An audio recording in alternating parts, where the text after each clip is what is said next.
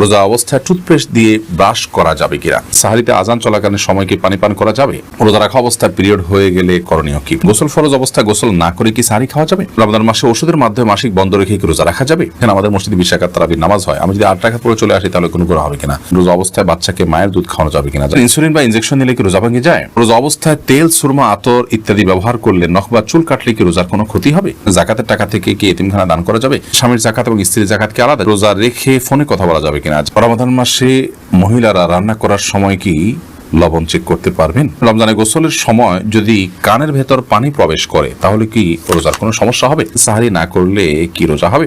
একাধিক মসজিদে তারাবি নামাজ পড়লে কি কোনো সমস্যা হবে কিনা? এবার শাহরিয়ার ইসলাম লিখেছেন, রমজানে গোসলের সময় যদি কানের ভেতর পানি প্রবেশ করে তাহলে কি রোজার কোনো সমস্যা হবে?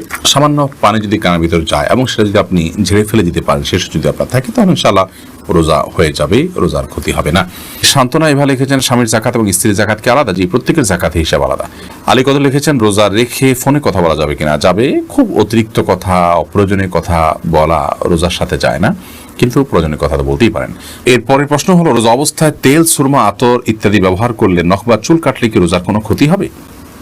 রমাদান মাসে রোজা অবস্থায় তেল, সুরমা, আতর এগুলো ব্যবহার করলে রোজার কোনো ক্ষতি হবে না। ঠিক একইভাবে চুল, নখ ইত্যাদি কাটলেও সিয়ামের কোনো ক্ষতি হবে না, কারণ এগুলোর কোনোটাই খাদ্য কিংবা খাদ্যের সাথে সাদৃশ্যপূর্ণ কোনো বিষয় নয়। যদি আপনি রোজা রেখে খাদ্য গ্রহণ করেন, পানীয় গ্রহণ করেন, কিংবা খাদ্য বা পানীয়ের কাজ দেয় বা এটার সাথে সাদৃশ্য হয় এরকম কোনো কিছু আপনি করেন, তাহলে সেক্ষেত্রে সেটি সিয়াম ভঙ্গের কারণ হবে।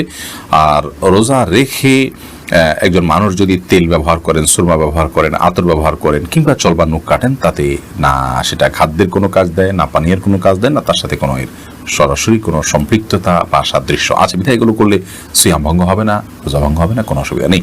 শাহাবুদ্দিন শিকদার আপনি লিখেছেন, সাহারি না করলে কি রোজা হবে? সাহারি যদি আপনি না করেন তাতে রোজা হয়ে যাবে, আমি শুরুতে বলেছি।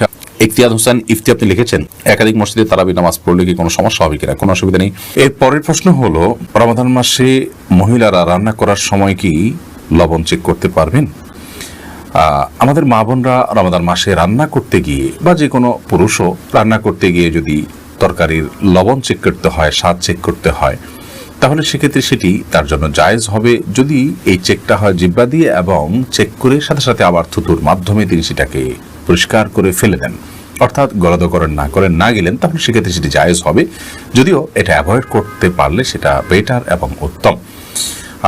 যদি কারোর সন্দেহ হয় যে রান্নাটা ঠিক মতো হলো কি হলো না, মানুষ খেতে পারবে কি পারবে না, লবণ হলো কি হলো না, কম বা বেশি হলো কি না, তাহলে সেক্ষেত্রে তিনি পরখ করতে পারবেন। তবে জিহ্বার আগায় নিয়ে সেটাকে আবার খুব ভালোভাবে থুতুর সাথে ফেলে দেওয়ার চেষ্টা তাকে করতে হবে, তিনি ফেলে দিতে হবে।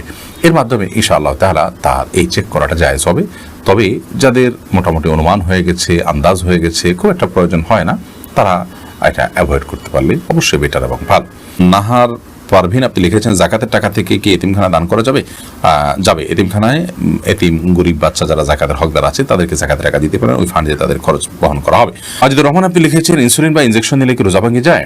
ইনসুলিন বা ইনজেকশন নিলে রোজা ভঙ্গ হয় না, বিশেষ করে যে ইনজেকশন আমাদের চামড়ার নিচে বা সামান্য মাংসপেশিতে যায়, যেটা আমাদের পাকস্থলিতে যায় না, খাদ্যের কাজ দেয় না, পানীয়ের কাজ দেয় না, খাদ্য বা পানীয়ের সাথে সাদৃশ্য হয় না, সেরকম ইনজেকশন যেটা শুধুমাত্র আপনার চামড়ার নিচে ইনজেক্ট করা হয় কিংবা আপনার মাংসপেশিতে ইনজেক্ট করা হয় এবং সেটাতে আপনার মেডিসিন থাকে সামান্য পরিমাণে, বা যেখানেই হোক ইনজেক্ট করা হয়, সেটা পাকস্থলিতে অন্তত যায় না। তো এই ইনজেকশন এবং আপনার ইনসুলিন এগুলোর কারণে রোজা ভঙ্গ হবে না, এটাই বিশুদ্ধতর মত এবং সংখ্যাগরিষ্ঠ উলামা ইকরাম, আরব আজম সবারই মত বলতে গেলে। সেই হিসাবে টিকাও এটা রোজা ভঙ্গের কারণ না, টিকা নিলেও রোজা আপনি থাকবে আপনার রোজা। তবে যে ইনজেকশন আপনার খাদ্য বা পানীয়ের কাজে, ধরুন গ্লুকোজ আছে, এরকম গ্লুকোজের যে স্যালাইন আছে যদি আপনি গ্রহণ করেন তাহলে তার ফলে রোজা ভঙ্গ হয়ে যাবে, কারণ এটা খাদ্য এবং পানির কাজ দিয়ে থাকে। তানজিনা আপনি লিখেছেন, রোজা রাখা অবস্থায় পিরিয়ড হয়ে গেলে করণীয় কি? পিরিয়ড যদি হয়ে যায় তাহলে ওই দিনের যে সিয়ামটা আছে ওই সিয়ামটা আপনাকে পরবর্তীতে রমজানের পর রেখে দিতে হবে। আর পিরিয়ড হয়ে গেছে, এখন আপনি অন্য রোজাদার সামনে আপনি খাদ্য গ্রহণ ইত্যাদি থেকে বঞ্চিত থাকবেন এবং ওইভাবে পার করবেন। দারুল হুদা লবি আপনি লিখেছেন, রোজা অবস্থায় বাচ্চাকে মায়ের দুধ খাওয়ানো যাবে কিনা? যাবে, কোনো অসুবিধা নেই। ইফতেখার ইমন লিখেছেন, আমাদের মসজিদে 20 রাকাত তারাবির নামাজ হয়, আমি যদি 8 রাকাত পরে চলে আসি তাহলে কোনো গুনাহ হবে কিনা? গুনাহ হবে না, কিন্তু নবী করিম সাল্লাল্লাহু আলাইহি ওয়াসাল্লাম বলেছেন, মান কামা মা'আল ইমামি হাত্তা ইয়ানসিরিফা, যে ব্যক্তি ইমামের সঙ্গে নামাজ পড়ে এবং ইমাম যাওয়া পর্যন্ত অপেক্ষা করে, কুতিবা লাহু কিয়ামুল লাইল, তার জন্য রাত জেগে ইবাদতের সওয়াব লেখা হয়। তিরমিজি হাদিসটি বর্ণিত হয়েছে। যার কারণে আপনি এই সওয়াব থেকে বঞ্চিত হবেন, বিশাল বড় সওয়াব থেকে বঞ্চিত হবেন। এজন্য আপনাকে পুরো নামাজ শেষ করে আসা উচিত। 8 রাকাত পড়ে যদি আপনি চলে আসেন, এই সওয়াবটা আপনার হবে না। সাকিব হাসান আপনি লিখেছেন, গোসল ফরজ অবস্থায় গোসল না করে কি সাহরি খাওয়া যাবে? যদি কারোর গোসল ফরজ হয়, তাহলে গোসল ফরজ অবস্থায় যদি আপনি সাহরি খেয়ে নেন এই কারণে যে এখন গোসল করতে গেলে সাহরি খাওয়ার সময় আর থাকবে না, অথবা যে কারণেই হোক না কেন যে আমি পরে গোসল করব, তাহলে তার ফলেও সিয়াম হয়ে যাবে, কোনো অসুবিধা নেই। তবে অবশ্যই ফজরের সালাত আদায়ের প্রয়োজনে ফজরের সালাতের আগে আপনাকে ফরজ গোসল করতে হবে। কিন্তু গোসল ফরজ হওয়া অবস্থায়, অর্থাৎ শরীর অপবিত্র অবস্থায় যদি কেউ খাদ্য গ্রহণ করেন এবং সাহরি খেয়ে ফেলেন বা রোজা নিয়ত করেন, তাতেও রোজা হয়ে যাবে, সাহরি হয়ে যাবে, কোনো অসুবিধা নেই। যদিও গোসল করে তারপরে খেতে পারলে সেটা উত্তম, তা বলাই বাহুল্য। সুলাইমান মাহমুদ আপনি লিখেছেন, সাহরিতে আজান চলাকালীন সময় কি পানি পান করা যাবে? জি না। আজান শুরু হওয়া মানে ফজর ওয়াক্তে শুরু হওয়া, তারপর আপনি খেতে পারবেন না। যদি আজানটা হয় আপনার তাহাজ্জুদের আজান, তাহলে সেক্ষেত্রে খেতে পারেন। শামসুন নাহার স্মৃতি আপনি লিখেছেন, রোজা অবস্থায় টুথপেস্ট দিয়ে ব্রাশ করা যাবে কিনা? টুথপেস্ট বা মাজন ইত্যাদি দিয়ে, পাউডার ইত্যাদি দিয়ে দাঁত ব্রাশ করা যাবে কিনা, এ বিষয়ে আমাদের দেশের ওলামায়ে কেরাম বলে থাকেন এটি মাকরুহ এবং অপছন্দনীয়। রোজা হয়ে যাবে, কিন্তু একান্ত প্রয়োজন ছাড়া আপনি এটি মুখে ব্যবহার করার ফলে আপনার থুতুর সাথে অপ্রয়োজনে কিছু জিনিস আপনার পেটে যাচ্ছে, সেটা পরিমাণে কম হলেও, তো এই জন্য এটা আপনার জন্য অনুচিত এবং মাকরুহ। সাহরি খাওয়ার সাথে সাথে আপনি ফজরের আগে ব্রাশ করে ফেলবেন, এরপর দিনের বেলা আপনি মিসওয়াক করবেন কিংবা খালি ব্রাশ দিয়ে আপনি দাঁত ঘষবেন বা পরিষ্কার করবেন। যদিও সৌদি আরবের স্কলারগণ এবং ওলামায়ে কেরাম এটিকে মাকরুহ বলেন না, তারা এটাকে জায়েজ বলেন। কিন্তু মাকরুহ হওয়াটা, অপছন্দনীয় হওয়াটাই হলো অধিকতর যুক্তিযুক্ত, কারণ টুথপেস্ট এটি আমাদের থুতুর সাথে ভেতরে চলে যায়, হোক না সেটা পরিমাণে কম, তো এটিতে একান্ত প্রয়োজন নাই। যার কারণে আপনি সাহরির আগে আপনি টুথপেস্ট দিয়ে ব্রাশ করেন, পরবর্তীতে খালি ব্রাশ কিংবা মেসওয়াকের অভ্যাস গড়ে তোলেন। যে দিনের বেলা আপনি খাদ্য গ্রহণ করছেন না বিধায় এটা নিয়ে খুব বেশি পেরেশান থাকারও কোনো কারণ নেই। আয়েশা ইসলাম আপনি লিখেছেন, রমজান মাসে ওষুধের মাধ্যমে মাসিক বন্ধ রেখে কি রোজা রাখা যাবে? এটা অনেক বোনের জিজ্ঞাসা। রমজান মাসে মাসিক বন্ধ করার জন্য ঔষধ সেবন করে যদি কেউ রোজা রাখেন, তাহলে সেক্ষেত্রে সেটি তার জন্য জায়েজ হবে। শর্ত হলো সে ওষুধের মাধ্যমে কোনো বড় ধরনের তার শারীরিক ক্ষতির মুখোমুখি হওয়া বা কোনো প্রকার সাইড এফেক্টের আশঙ্কা না থাকতে হবে। যদি ওষুধ সেবন করার মাধ্যমে বড় কোনো ক্ষতি না হয়, তাহলে সেক্ষেত্রে এটি গ্রহণ করে আপনি মাসিক বন্ধ রেখে সিয়াম পালন করতে পারবেন, কোনো অসুবিধা নেই।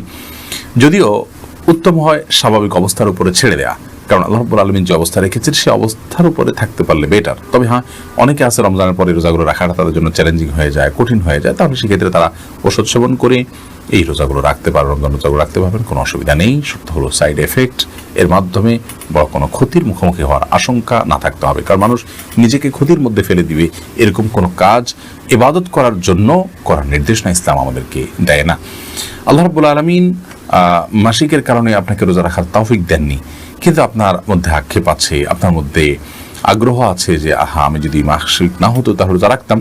তো এই যে একটা আপনার আকুতি, এই যে আপনার আকুলতা, এটার কারণে আল্লাহ তাআলা রোজা না রাখতে পারার পরও আপনাকে আল্লাহ রাব্বুল আলামিন রোজা রাখার যে সওয়াব সেটি দান করবেন। কারণ হাদিসে আছে, নবী করিম সাল্লাল্লাহু আলাইহি ওয়াসাল্লাম বলেছেন, কোনো ব্যক্তি যদি অসুস্থ হয়ে পড়ে, শারীরিকভাবে অনুপযুক্ত হয়ে পড়ে কোনো ইবাদত করার, অথচ তার যখন শারীরিক সক্ষমতা ছিল তিনি সেই ইবাদতটি করতেন, ত্রুটি বিচ্ছুতি করতেন না, তিনি সেটি করতেন এবং এখনও সুস্থ থাকলে তিনি করতেন, তাহলে সেক্ষেত্রে তিনি এই ইবাদতটি সুস্থ অবস্থায় করলে যে পরিমাণ সওয়াব পেতেন, অসুস্থ অবস্থায় সেই ইবাদতটি করতে না পারার কারণে তার যে বেদনা, তার যে আকুতি, তার যে আকুলতা এবং তিনি যে সুস্থ থাকলে রাখতেন, সেই বিবেচনায় আল্লাহ তাআলা তাকে ইবাদত করার সওয়াব দিবেন। বিধায় মা বোনরা এক্ষেত্রে আলাদা কোনো কসরত না করলেও ইনশাআল্লাহ বিইذনিল্লাহ আল্লাহ তাআলার কাছ থেকে তারা আজর পাবেন, যদিও এই রোজাগুলো তাদেরকে আবার রেখে দিতে হবে।